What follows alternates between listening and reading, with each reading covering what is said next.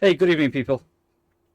Um, Today's video is going to be about refurbishing a key fob for BMW E90 330 diesel M Sport. Okay, so the stuff I have here is obviously the old fob, which I've already cut open. A replacement fob off Amazon.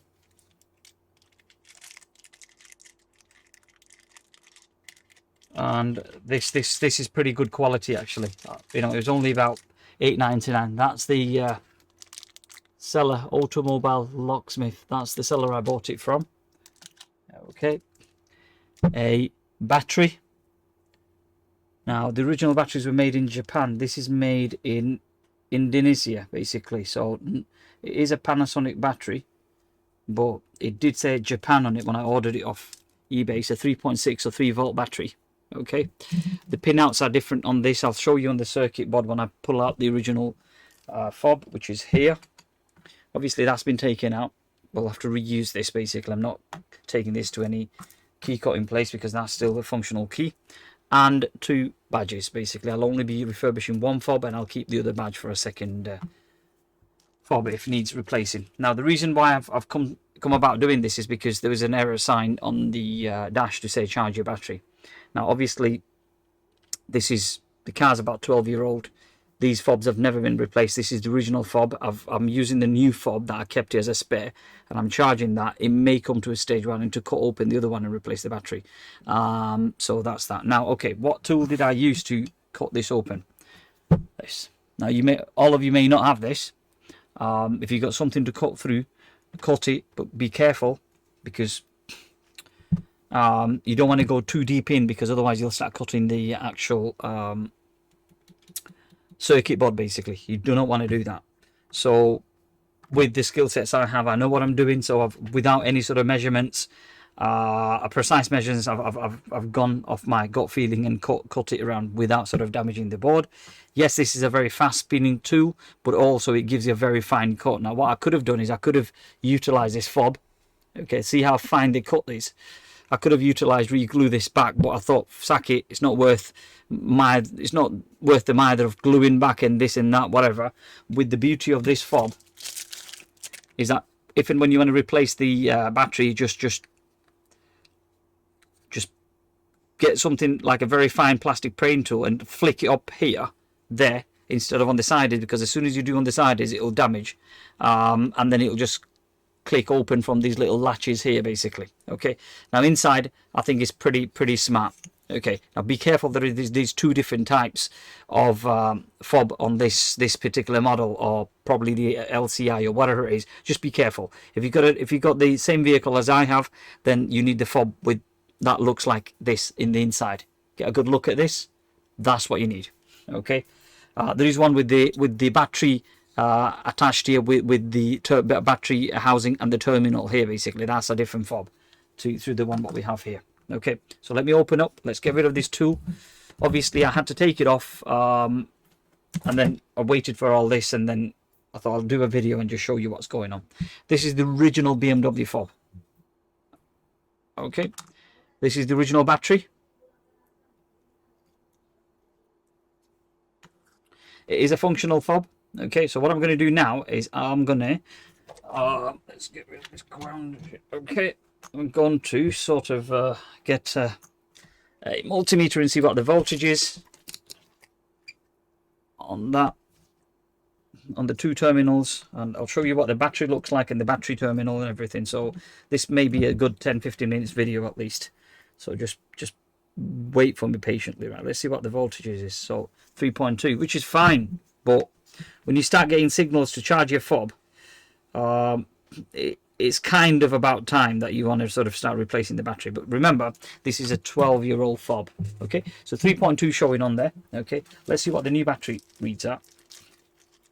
But bearing in mind, if this has been charged, then this battery needs a charge, basically. So I'll probably have to stick it in the car and drive the car for half an hour, however long it takes for the battery to charge up. Okay, so this is what the battery looks like. Okay, that's what the battery looks like. Let's do a measurement on the battery and see what the voltage we get here. Both terminals. Okay, so that would be minus, that would be plus, and 2.979. Okay, so once I replace the battery, obviously the battery needs charging. So of course it is a rechargeable battery, this basically. So it will need charging. Okay, let me just see what we have here. The part number for the battery is VL Victor Lima 2020. That's the part number.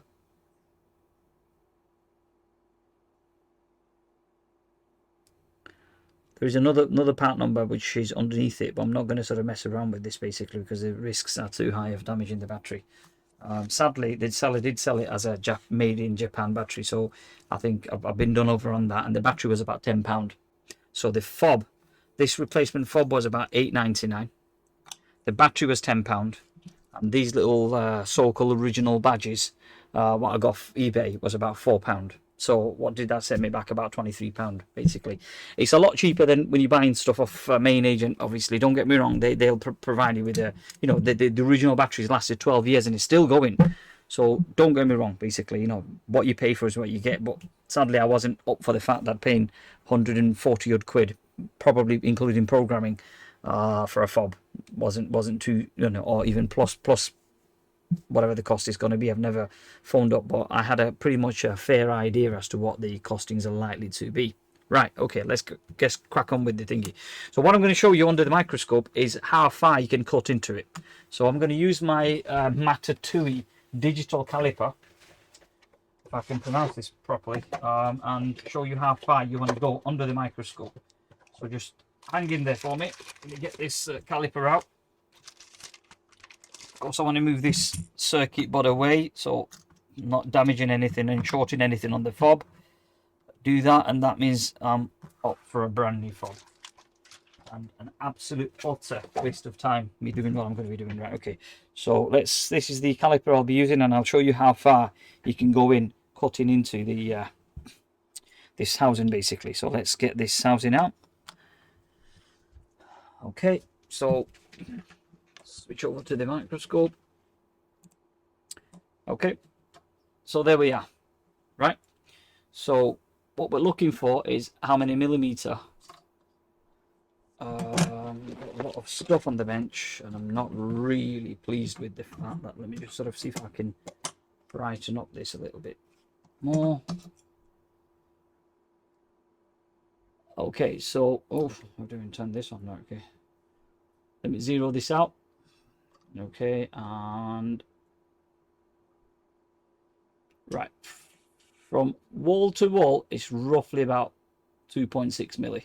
Okay, so that's so you'd be safe anywhere under that cutting distance. Yes, of course. I mean, obviously there are certain parts of it, you know, like going in and coming out and all this, the molding side of it. But on an average, you're probably looking at this part. You don't have to cut. I accidentally cut this. This part's not bonded. It's just round this bit here. All this is bonded, basically. So again, you're probably looking at about. So look at how many mil on this side. 2 point. So say 2 mil in, and then you can crack open the casing basically. So you're not going into the circuit board. Now the circuit board sits. This side is 2.9. 2.9. Let's see what the. Yeah, so near enough there. Yeah, so it's round about 3 mil thickness basically. So you don't definitely want to go anything beyond that, because otherwise you'll start sort of cutting into the PCB basically. So let me bring over the PCB, and let's sort of. Okay, let me show you under the. So there you go. See, that's where your PCB is. I may have just about clinched it there, if you can see. Let's.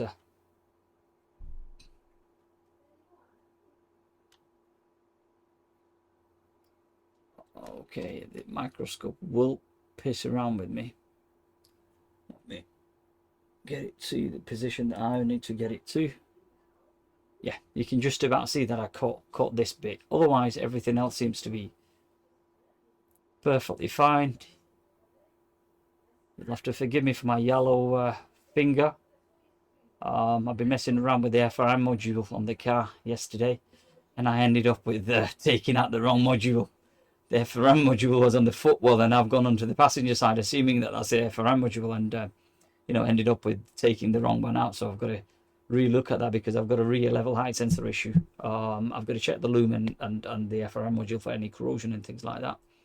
So as you can see, that this original one says made in Japan, the other one is not made in Japan. Right, so is that going to be a big issue? I doubt it very much, but there you go. That's the other battery basically. Right, now this says plus 3.3 volt. Let's see what this says. That's sure that, yeah, it's the same rating, absolutely. Right, okay, so what I'm going to do now is I'm going to get my soldering station on and start taking it off. So I will be recording everything from head to toe now. Let's crack on and put this digital caliper away. This is a very expensive digital caliper, over £200 for this basically. So I respect my tool, and as I respect my tool looks after me. Touch wood, even up until now, I've not had any sort of issues in terms of tools breaking down and this breaking down and that breaking down. You know, I think I've been lucky, and I also sort of treat my stuff with a lot of respect. I'm going to put a little silicon mat, okay, and I may sort of raise the camcorder. I'll bring over the fob. Okay, let's zoom out a little bit. Okay, and the terminal that I need to take off, desolder, is going to be this point and this point. Okay, so I've got to do that. Let's turn the extractor fan on, turn the soldering station on, but before doing so, I need to wear gloves. Okay, I'll apply a tiny amount of flux, and let's take this off. What I am going to do, once I've fitted the new battery, so basically what I'll do is I'll be sort of charging it. I'll plug it into the car and let it run for about half an hour, something like that. So that's the plan. Okay, so first thing first is I'm going to apply a bit of flux. Kimbo flux. Amtech flux is what I use for everything else, but I'm going to use this Kimbo flux. So just to be on the safe side, I'll approach it from this end, so I'm not touching any of these SOT 28 packages, and I'll apply a bit here. Okay, the flux makes the solder flow better, so that's one of the reasons why I'm using flux. Okay, let me get the microscope. Actually, let me move this mouse from here, and let me bring this microscope closer to where the fume extractor is, because I don't want to be. Whoops! I put the microphone on mute accidentally. Apologies for that. Okay, and let's sort of right. So first thing first is let's see which terminal is easier to take, so I can. Right. Okay. So I'm going to approach taking this one off first, and then I'll be taking the other one off. Right. Okay. So what I might need to do is grab a PCB holder. What I bought basically, but I'm hopeful that if it's metal, then definitely no. I'm not going to sort of utilize it. See if it makes any sort of contact. I might be in luck actually. I might be in luck. Let's just try this PCB holder. If not, then it'll have to be. No, it's not going to do it. It's not going to do it. It's not going to do it. Let's try this one more time.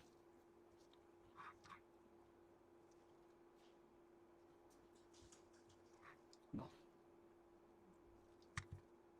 Okay. Yeah, probably would actually. Let's utilize that. Okay. So here we go. This is the stand what I'm using. May have to raise this a little bit. Yeah, that's as far as I can go. Okay, let's put the fume extractor on and just crack on with it. And I'm sorry that the video will be long. I just want this to be done properly. No messing about. A pair of tweezers.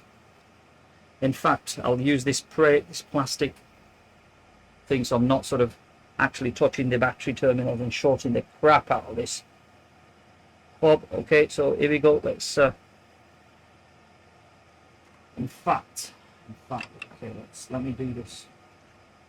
just to be on the safe side that the PCB, while I'm trying to take the battery out, the PCB is not jumping out of its place basically and shorting it the ground and destroying the fob basically. So what I'm going to do,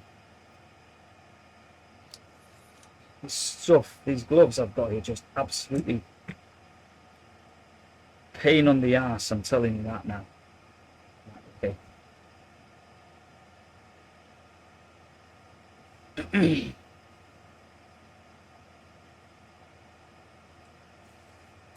Fans on.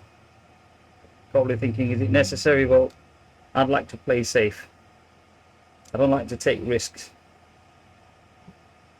Well, in life you've got to take risk on anything and everything we do, but sometimes with these sort of things you only get one good chance. Right, so enough of talking, let's get some action.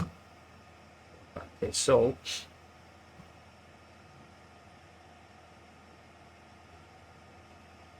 I'm poking it down and the battery is out,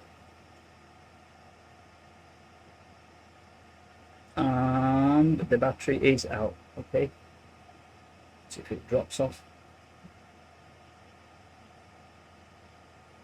Yep, the battery is oh right, okay, still stuck, little bitch. Okay, it's off now permanently. That's good. Right, let's take this battery out, put it there. I'm going to clean off the old solder, lock this PCB into place, get some copper braid and get rid of all the old thingy. Okay, now as I said that I may not be able to do a test because the battery voltage is lower than what it should be. Whoa, whoa, whoa, whoa, whoa. Yep, that's good enough, that. Absolutely fine. Let's clean the tip of the soldering iron. I'll get these silver, what is it? These ones, silver line or something like that from Amazon for about £3.50, £4. They're pretty smart.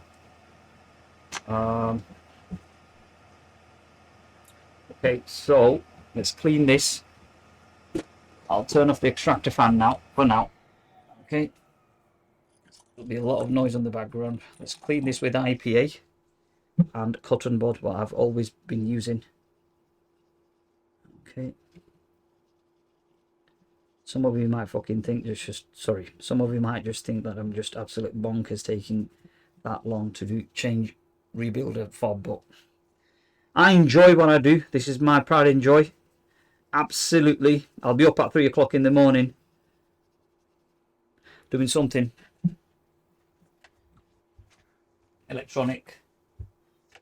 So that's just me, and I will never change. Okay.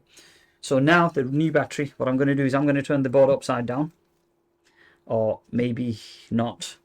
Yes, I will. Okay, I've got an idea. What I'm going to do is I'm going to let's switch back to be able to see this. Probably not. Let's have a look. Okay, so what I'm going to do now is the battery's got to go in like this because there's these two terminals. Now look closely, and what you will see that this hole is bigger than the other one. Now you look at the battery. So obviously this one will go into the smaller hole. That one's going to go into the bigger hole. Okay, it's as simple as that. Let's put them in. I will press down on it and apply a bit of flux now. This is the first time I'm using my camcorder. I've turned that into a microscope because I've been looking for spending silly amount of money on a microscope and wasn't really happy about it. So eventually I've looked at Dave's EEV blog and he did something similar to that and it's worked brilliantly. So I thought, right, why not me do this and utilize my camcorder as a microscope. Right, it's going to get me noisy because of the extractor fan, so you will have to forgive me for that. Let's have a look, get some leaded solder. Right, I'm going to apply teeny weeny bit there. Let's see if I can get this Extractor fan. Because it's a battery, you don't want to sort of keep the soldering iron for too long. It's very important that you don't do that. Right, what I'm going to do is I'm going to press it down just so that I get a decent contact. There we go. I heard something click. That's as much as heat as this joint's going to get off. Okay, let's sort of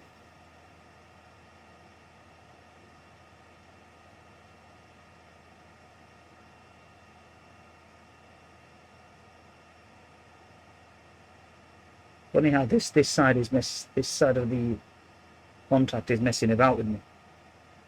Again, I'm going to press it down just so that I get a decent joint.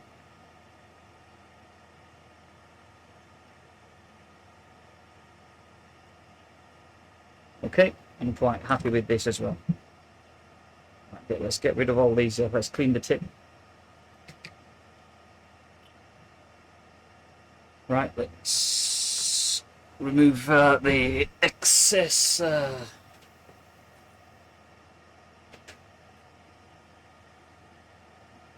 flux. Now, obviously, the alcohol is non-conductive, so even if you've got plenty around the circuit board, it's not going to fry anything up.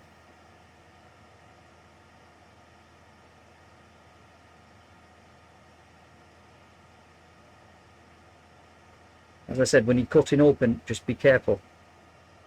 You know, when you think, look, there's virtually no damage apart from that bit there where the blade caught, but I've not gone through the PCB. Look, all right.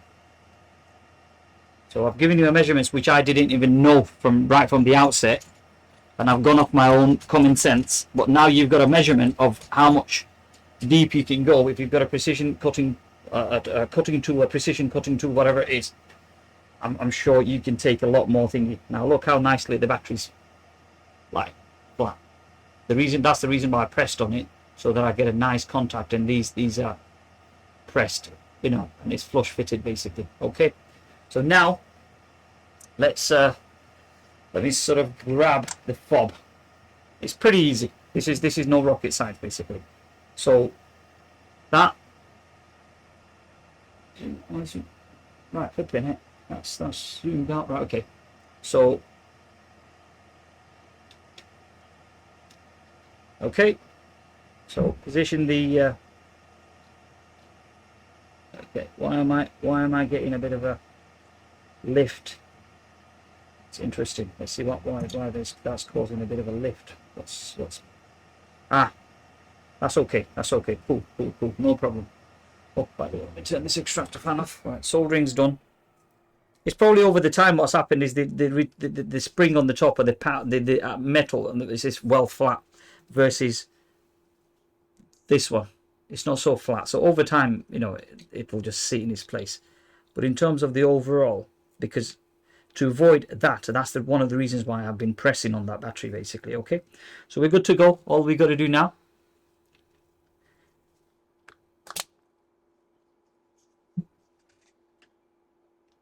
And that's done the job basically. Now, to prove my point, I've got the vehicle on camera, and I wish I can show you that. Maybe I will. Okay, and the vehicle's on camera. Yeah, please. Let me. Okay, so you will have to forgive me, but that's yes. You can see just about. It's something you can just see. I'm going to click the fob. Let me switch over to the full screen, sorry. Where's the mouse gone? Oh, that's it, okay. Yep, and you can just about see the cam. Right, I'm going to press on that. Yep. Happy? And I am genuinely pressing.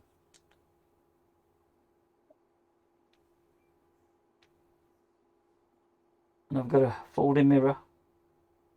Yep, okay, but I'm still going to sort of charge the fob. Right, so let's get this back down to what we were doing initially. Right, okay, I don't think there is any need for the microscope. Probably let's just put these stickers on and everything basically. So the casing just clicks on basically.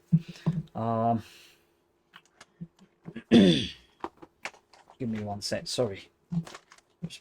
The room is absolutely frigging jam-packed with stuff on top of stuff on top of stuff, basically. So I have bought a keyring, so I am going to complement the new fob with the keyring. Okay, so look at the closure. You know, I would definitely recommend this from this locksmith, whatever it is, on Amazon. Definitely recommend this. As I said, do be careful. The fob varies. The internal thing does vary, basically. Okay, now what I'm going to do is I'm going to take this so-called original badge out of the casing. There should be double-sided tape on them. Let's have a look. Yeah. Okay, apply a bit of heat. But before you're doing so, clean this with IPA. Make sure that the surface has no grease at all. Okay, so let's clean this. All right. Get the. I'm going to turn the soldering station off. I don't need that. Let's turn on the hot air station. I can apply just a gentle amount of heat onto that. Onto this. I hope you can see this. That's all I'm doing, is just applying a bit of heat on that. Not plenty. Let me take that, peel off that sticker. I'm going to apply heat on both surfaces, on the fob as well as this. Let's see how strong this. This is pretty strong stuff, right? Okay, yeah, that's perfectly fine.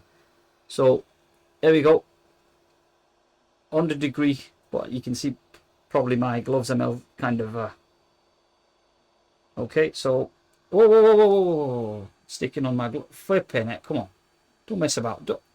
Don't do this. Look, it's trolling me now. Okay. What I'm going to do is I'm going to apply just a little bit of heat. Not too close. Otherwise I might end up with deforming the plastic housing. So let's just gently warm up that area. Okay. And again on that. You're getting all this with my hand being on the way. Okay, enough of the heat business. Let's take it under the microscope, and I need to see how the original one lines up. So the original one is like that. So what I'm going to do is I need to see, there was a variation of color thingy basically, and I wasn't happy about it. I rang up.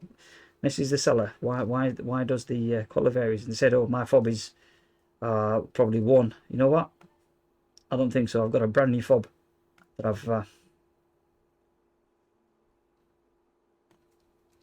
I've checked, and the colour is much more slightly lighter blue than dark blue, basically. I know you probably think just fucking stick the thing on, but I have an OCD in terms of making things perfect, basically. So okay, I would think that just past, oh, this is where it should be. Okay, and just press it down until you feel comfortable.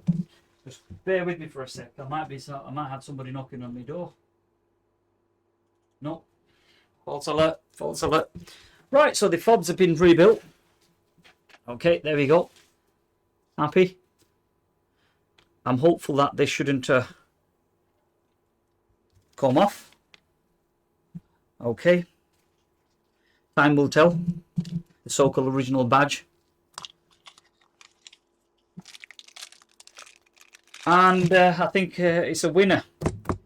Okay, so let's put this ring, and I bought this as well. This is a nice little thingy. Keyring. Let's go back onto that camera, and I will let's see. There you go. It's quite nice. I like that, actually. There you go. So let's put this keyring inside the fob. I want to attach it onto the fob and not the key itself. Yeah, it's that side. Oops. You know, it's very awkward when you're trying to utilize gloves and work. You know, there's nothing better than the God's ultimate creation, which is the natural hands without this fucking bullshit. But obviously with flux and you know, things like that, you've got to be careful. So that's on, and I'll just lock it in. Absolutely brilliant. Okay, sadly that the replacement fob doesn't have all these writings what you have here, so let me show you. That won't matter obviously, but just for references I just thought I'll show you what's going on basically. All right, the mouse is a bit erratic on mine, so as you can see there's a lot of writing here. All this business basically, that doesn't have it, sadly. I have seen some of them from outside the Europe basically that does have all that, but yeah, fuck it. So I'm going to keep this as a souvenir. Nothing gets thrown away, especially like this. That'll be inside the vehicle's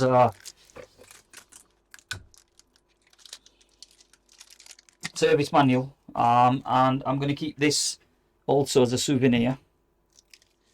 Okay. And what I will be doing is I'll be charging the battery, because the battery voltage is 2.9 something it was. So I'm not really pleased with that.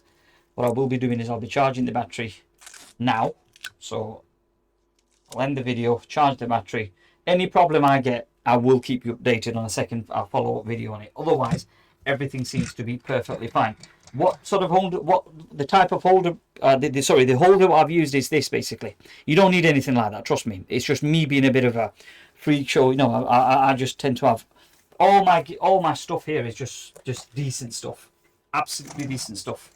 I've got multiple Metcal MX 5000 series, 5200 series soldering stations. I've got a Talon sort of smart tweezer from Metcal, and you know, I've got probably about 100, or I'd say at least 80 spare tips that I bought over the years, basically from eBay. Some of them are bought for next to nothing, absolutely next to nothing. So here we are.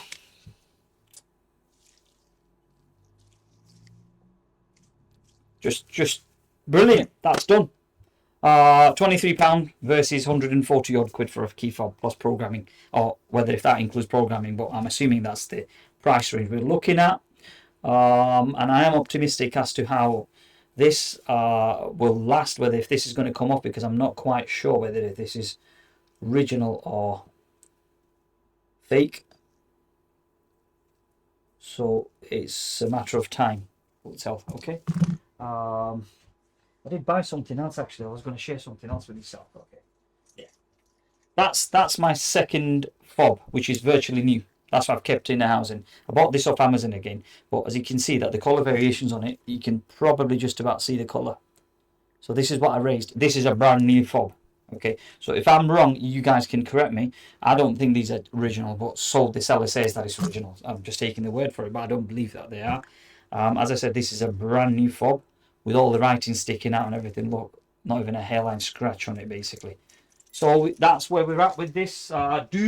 If you have a spare fob, the best thing to do once in a while, once every couple of months, just stick it into the car, because it's a rechargeable battery, and let it charge basically. Don't allow the battery to go dead. And I will have a separate video for you guys in terms of the rechargeable battery, how to go about recharging rechargeable batteries, the method, and not to allow the battery to discharge and all that, but that'll be done on a separate video.